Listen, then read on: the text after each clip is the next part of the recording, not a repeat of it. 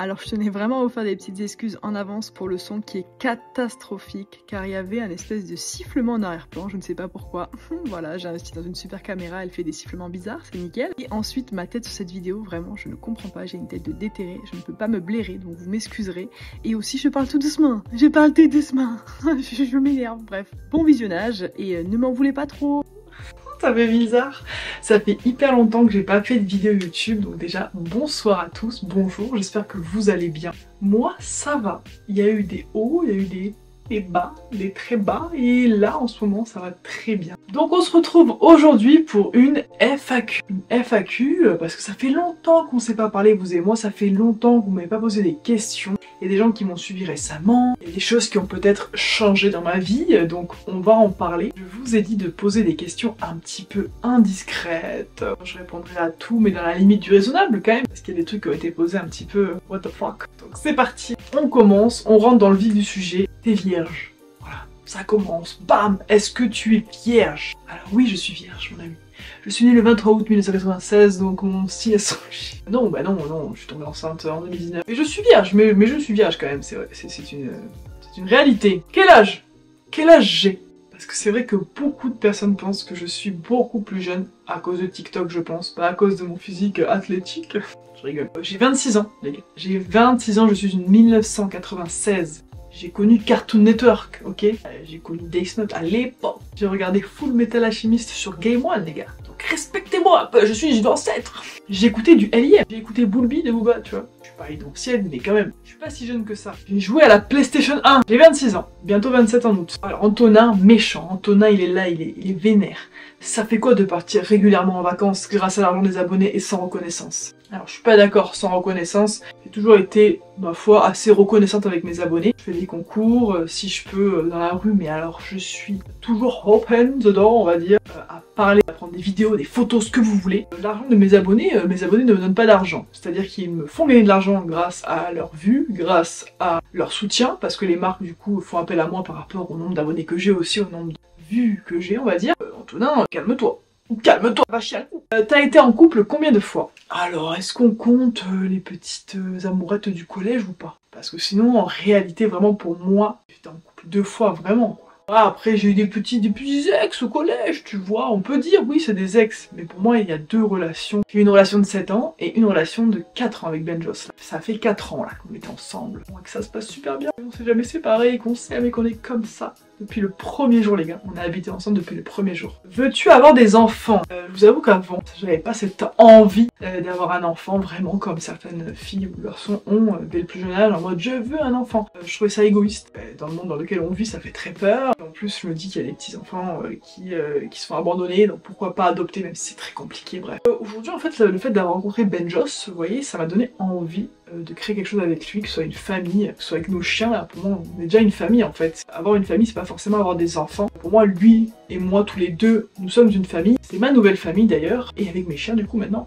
L'avoir rencontré m'a donné envie, peut-être, d'avoir un petit enfant avec lui, quoi. Bah, du coup, est-ce que tu as fait de la chirurgie? Alors... on m'a demandé ça parce que sur une vidéo, on pourrait croire que ma poitrine a décuplé de volume, je sais pas, ou alors j'ai pris un peu de poitrine, quoi. Alors je vous dis la vérité, déjà j'ai un peu grossi. Ce qui fait que, bah forcément je grossis un peu de partout, quoi. Et de deux, depuis que j'ai arrêté de porter des soutiens-gorge, j'en avais déjà parlé dans une vidéo, et ben sincèrement, je peux pas dire que j'ai grossi de la poitrine, ce serait mentir, mais ma poitrine est plus ferme, plus rebondie. Ouais non, j'ai pas fait de chirurgie, jamais. C'est pas quelque chose que je déteste, pas quelque chose que je bannis de ma vie, c'est quelque chose de dangereux, c'est quelque chose dont je ne ferai jamais la promotion, parce que je reçois tous les jours des mails pour repartir en Turquie, pour me faire le nez, pour me faire l'hyposuction, pour me faire grossir les fesses, bébelles, tout ça, sauf qu'en fait, je n'en ferai jamais la promotion, ça c'est une certitude même par rapport aux lèvres, je complexe un petit peu sur mes lèvres, parce que voilà, on voit les belles bouches refaites sur Instagram, et c'est vrai que ça donne envie, mais déjà j'ai trop peur d'avoir très mal. Et en plus, je me dis, c'est quel exemple? Alors attention,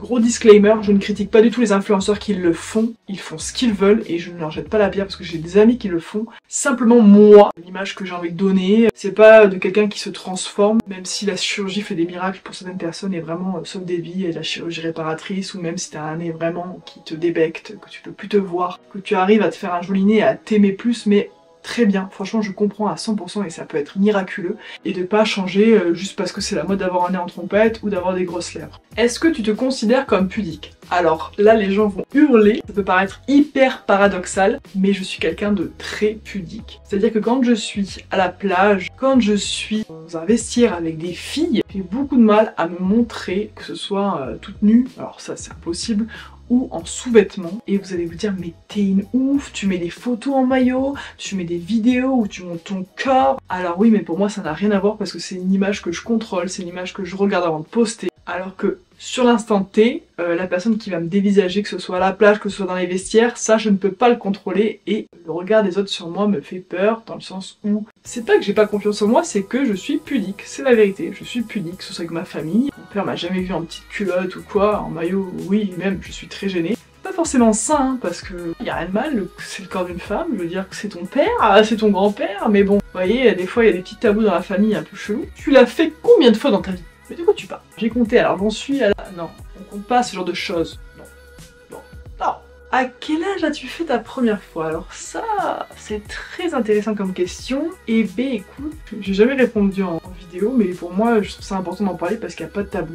Et encore une fois, je rebondis sur cette question pour dire qu'il n'y a pas d'âge pour faire sa première fois. Il faut vraiment être prête, ça paraît tout fait comme phrase, mais c'est vraiment réel. Faut pas se sentir pupute parce que tu l'as fait à tel âge. C'est vraiment si tu te sens à l'aise avec la personne, c'est une personne de confiance, et que tu aies envie surtout, que tu ne te forces pas, force à rien, voilà. Peu importe l'âge, évidemment, il y a un âge légal, c'est 15 ans je crois, et moi je crois que c'était vers ces eaux-là, 16 ans, ouais 16 ans, je dirais, ouais, 16 ans. Ça paraît hyper jeune, 16 ans. J'étais en couple depuis un petit moment, ça se passait bien. Et voilà, et je faisais confiance en la personne. Je suis assez pudique de parler de ce sujet-là, mais c'est important pour décomplexer certaines filles. Peu importe l'âge, déjà c'est pas la honte de le faire à 20 ans, c'est pas être une pute de le faire à 15 ans. Tant que c'est pas forcé, tant que c'est pas malsain, tant que c'est protégé surtout aussi. Je trouve ça important d'en parler, vraiment. Moi j'en parlais pas du tout avec mes parents, et le fait de rendre ça très tabou, justement, tu peux faire des erreurs, tu peux faire des bêtises, tu peux tomber enceinte, tu peux attraper une maladie. Parce qu'en plus l'âge légal d'être sur les réseaux, c'est 13 ans, hein Elias. Pour être transparente avec vous, vous ne pourrez pas me reprocher de ne pas l'être, hein. Là je me suis confiée à vous, dis donc. Et est-ce que ça s'est bien passé? C'est vrai que c'est un peu des détails croustillants, on va dire, mais oui, ça s'est bien passé, j'ai pas eu de mal, j'ai pas saigné. Chaque fille est différente, évidemment. Le principal, c'est que ça se passe bien, et que la personne vous écoute surtout, et fasse les choses bien. Faut pas se poser trop de questions, faut pas se mettre trop la pression. Si vous avez envie d'attendre jusqu'à 25 ans, personne ne doit vous juger. Tu as un bébé, alors non, le petit garçon que vous voyez sur mes vidéos, parce que vous, je pense que mes youtubeurs et mes youtubeuses, vous me connaissez un peu mieux que des personnes qui vont me follow comme ça sur Insta ou sur TikTok. Elias, c'est mon petit frère, vous le savez, vous avez vu des vidéos avec lui. Et pour ceux qui ne le savent pas, voilà, Elias, le petit garçon que vous voyez sur mes vidéos, c'est mon petit frère et non pas mon fils. Et pour ceux qui me demandent si j'ai déjà été enceinte, je suis tombée enceinte en 2019. J'ai expliqué dans une précédente vidéo, vous pouvez le retrouver sur ma chaîne. Et est-ce que je suis enceinte? Bande de petits curieux, parce que ça... je l'ai reçu, oh là là là là. Si j'ai pas compris que j'avais grossi, sincèrement. Alors en fait, j'ai un corps qui fait que, même si je suis très très mince, j'ai été très très mince, j'ai toujours le bas du ventre un peu gonflé. Et en fait, le fait que j'ai pris 5-6 kilos, j'ai le bas du ventre encore plus gonflé. Donc ce qui fait croire que sur les vidéos, je suis enceinte. Ou alors peut-être que je suis enceinte. Seul Dieu sait. Non, je vous taquine. Voilà, j'ai juste grossi, malheureusement. Merci de me le rappeler, hein. Juliette me disait qu'elle stressait un petit peu pour sa première relation sexuelle. Si vous êtes avec la bonne personne, entre guillemets, avec qui vous êtes en confiance, pas un gros bâtard, faites attention. Faites attention aux garçons qui veulent juste hum et après qui vous tèchent comme des grosses merdasses. As-tu des projets?